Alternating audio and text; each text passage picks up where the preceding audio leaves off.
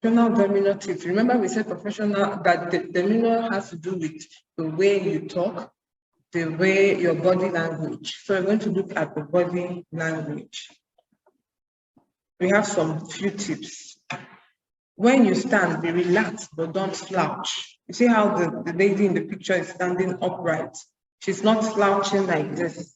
So that shows that you are open and you are free, accommodative, I'm ready to work, I'm ready to hear what you have to say. So don't be relaxed, but don't slouch. Even when you're sitting down, it also applies. Don't sit like it's slouching like this. Sit up straight, with your back straight, and still be relaxed. So that sends a very strong positive vibe. As you see the lady, she's like, looking at her, you can approach her, she's approachable. If the person is slouching, is the person tired or something? So it sends a strong positive image, your body language. So be relaxed, but don't slouch. Always be mindful of that if you're sitting down, always remember to adjust yourself if you're slouching or you're standing. Then avoid standing with your hands on your hips. When you're standing with your hands on your hips, it's passing across the message. It's giving an impression that either you are ready to fight or you're saying, bring it on, I'm ready for you now. Or it means you are aggressive. So don't avoid standing with your hands on your hips. Even if you are the boss, avoid doing that. It's not really professional. So even if you're serious about something, you're serious about somebody saying something, you feel seriously concerned or angry about it, you don't have to avoid putting your hands on your hips. It's not professional. Then avoid sitting or standing or sitting with your arms tightly crossed. Avoid sitting with your hands tightly crossed. It shows that you are defensive. Even if you are standing up and you are crossing your arms across your chest, it's showing that you are defensive. Or whatever you're going to tell me now, I'm going to justify myself, or I'm going to defend myself. What you're saying, I'm not accepting what you're saying. So it doesn't show that you're open to dialogue or you're open to receive new feedback or something like that. So don't avoid standing or sitting with your arms tightly crossed.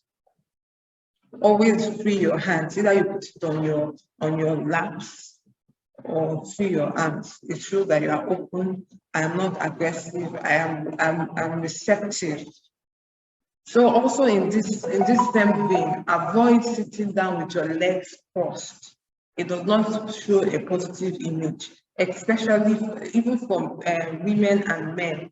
Sitting with your legs crossed is not a professional. It's not professional. So when you sit as a lady, sit with your knees touching your knees together, and then you can put your arms, your hands on your lap, on your thigh rather, sorry. And for men, you can sit with your knees a little bit apart and with your arms on your laps or free. Don't cross your leg. When you cross your leg, it shows that, oh, I'm ready, whatever, I'm not open to hear what you're saying. I've already made up my mind. So think about it. You can see sometimes when you're discussing with somebody and the discussion is getting lengthy, or you see when the person crosses his legs, it's already showing that I'm done with this discussion. So it's the general consensus based on our research. Crossing your leg as a man is not a professional behavior. It doesn't show your body language is not professional. Even as a lady, don't cross your legs. Even if you're wearing trousers, it is not professional. When you go for an interview or you go for a proposal presentation, or you're speaking with, you have a client meeting, don't cross your leg. Just sit with your knees. Even if you want to cross, you cross your leg at the ankle on the ground. I don't know if you understand. I should have put a picture to show that. You cross your leg, your knees still together, but you cross your leg at the ankle, at your ankle level on the ground, not lifting it up on the knee. That is not a professional body language, and it doesn't portray a positive image of you. People also say that it's distracting, especially for ladies. When you're crossing your leg up and on, it's already distracting. People start looking at your leg. And also for the men, it doesn't show so much confidence. Let's not dwell on this. Okay, then, still on body language, maintain good eye contact. Whenever you're talking to someone, maintain good eye contact. When you're talking to someone and you are looking away, it shows that you are not being, somebody might perceive it as you are not very sincere with what you are saying. So whenever you are speaking, maintain good eye contact. Some people say you just you look for like 4 seconds, take away your gaze, look at the person again. It doesn't mean that you have to be gazing at the person continuously. That would be intimidating and uncomfortable for the person that you're speaking to. So just maintain good eye contact. Maybe for 4 seconds, look at the person, then remove your gaze, look at the person again. Just like the picture we have there. And it's especially important for the person that is talking, you that is talking, maintain a good eye contact. Also the person listening as well, because when you maintain a good eye contact when you're listening, it's part of your body language. It shows that I am listening. And then you that is speaking, when you're maintaining a good eye contact, it means that I am sincere. I'm telling you, I mean what I'm saying, and I'm saying the truth. So don't look away. In some cultures, they'll be like, oh, you are being disrespectful.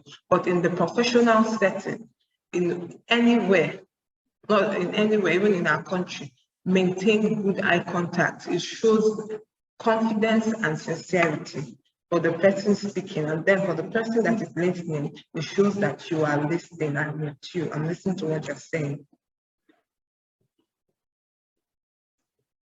Then again, avoid touching your face when you are speaking.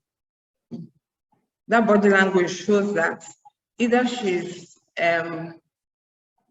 worried about something or concerned, or she's like, I'm not sure. Should I tell this person this? I should not tell this person that. So just assuming that you come into a workplace or to an office and you need someone to give you an information.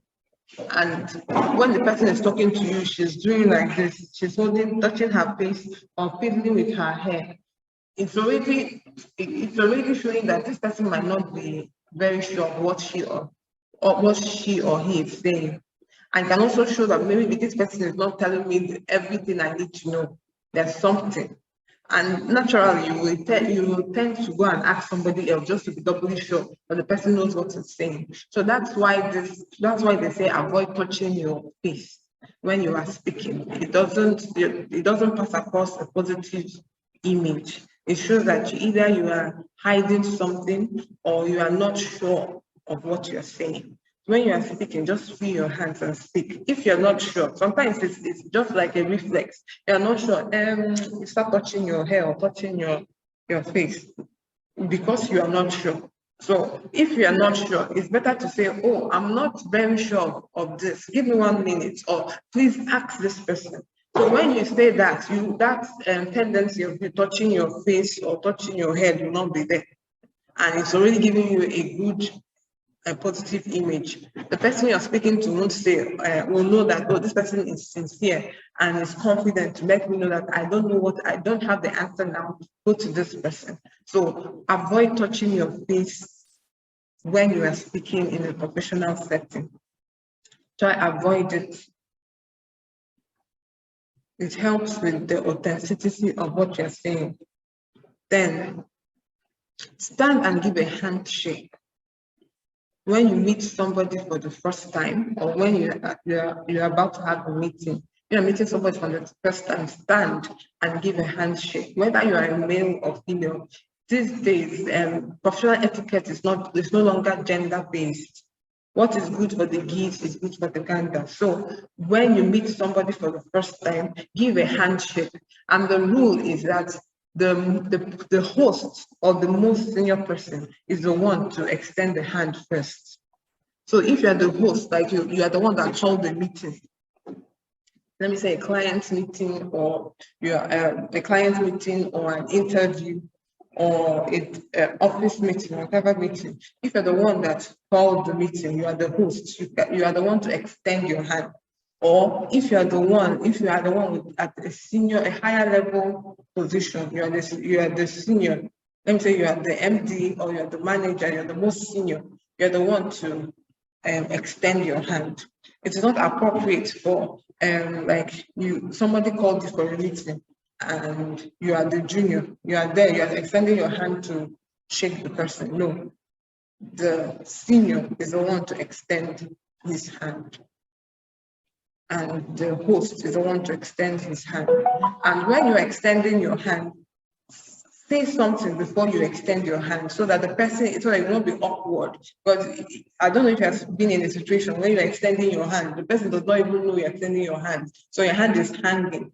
It's already making the whole thing awkward. Before the meeting starts, there's an awkward atmosphere. So to avoid that, always say something before you extend your hand. You can say, nice to meet you, or you say your name, especially if you're meeting somebody for the first time. You say your name and extend your hand immediately. The other person will now also extend his hand, meeting your hand and saying his name. So when you're saying your name, say, especially for first time meetings, say your full name. So that's the tips, the etiquette for shaking of hands and your body language. So when you do that, it shows that you are open, you are approachable, you are friendly. I want to know you, I appreciate you. And it builds a better relationship with whoever you are meeting, whether it's a client. The client will feel at home, feel more relaxed than when you don't even offer a handshake, or you offer it in a very awkward way. So also make your hands shake firm. Don't make it limp. It doesn't show that you are confident. They also say don't, and it's very, very pertinent. Don't make your handshake too long and don't make it too short. When you make it too short, it means that I don't really trust you. I'm just doing it to feel all righteousness when it's too short. But when it's just okay, maybe two or three shakes up and down, that is very professional and it's okay. But when it's now too long, it's also not professional. The other person will now will now start feeling uncomfortable. What are you driving at? Are you trying to intimidate me? Are you trying to seduce me? Or are you trying to do what? So make your handshakes firm. Stand up to give a handshake and speak. Say something before you do that. Then, still on body language, do we still have hold the door open for someone more senior to you in the office? When you get to the door at the same time, hold the door open. That sends a professional, that sends a good impression about you. So assuming you're coming into the office and you get to the door almost at the same time, don't just enter and close the door. Hold the door open for someone more senior to you, even if the person is not even more senior to you. Since the person is just following you straight behind, it's good behavior, and to just hold the door for the person to come through. Either you hold it for the person to come through, or just hold it long enough for the person to be able to now hold the door while you pass. So that gives a very good impression about you. You have not said anything, but somebody will say, "Oh, this is a very cultured person. This is a person. This is a very helpful person." So hold the door open for someone more senior to you in the office when you get to the door at the same time.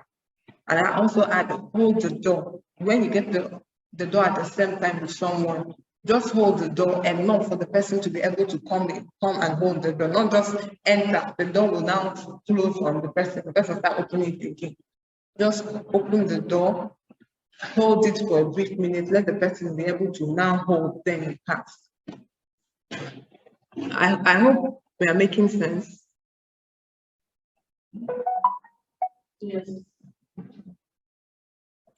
So at the elevator, allow someone more senior to you to leave or enter first.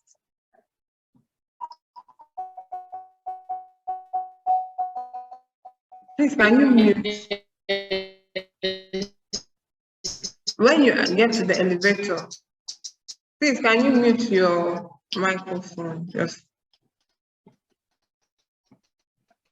mute your speaker. When you get to the elevator, allow someone more senior to you to leave or enter first. Whether the person is senior to you in the office or looking at the person, but you know the person is older than you, allow the person to enter first or leave first. It shows respect. It shows respect. So respect is not earned, it is owed. You owe people that you meet anywhere respect. It speaks of good character, it speaks of it gives a positive image of you. So when you're at the elevator, when someone older than you or senior to you, allow the person to leave first or enter first before you pass. Then on body language again, always wear a smile. You can never get it wrong. Professionals are people that are they project a good and positive image. And one of the easiest ways to project a good and positive image is by smiling. Always smile. When you frown, it's already putting people off, and you're building a barrier between you and someone. And if you are somebody that you are professional, you are out to get paid for work. You are out looking for doing work that will give you a livelihood. So when you are not setting barriers for yourself, for people not to come close, how are you going to get paid? You won't be compensated well. So always wear a smile. It's just it exudes confidence, it exudes friendliness, it exudes positivity. It just sends a positive vibe. Everybody will be comfortable around you. Everybody will be happy. So that is the zenith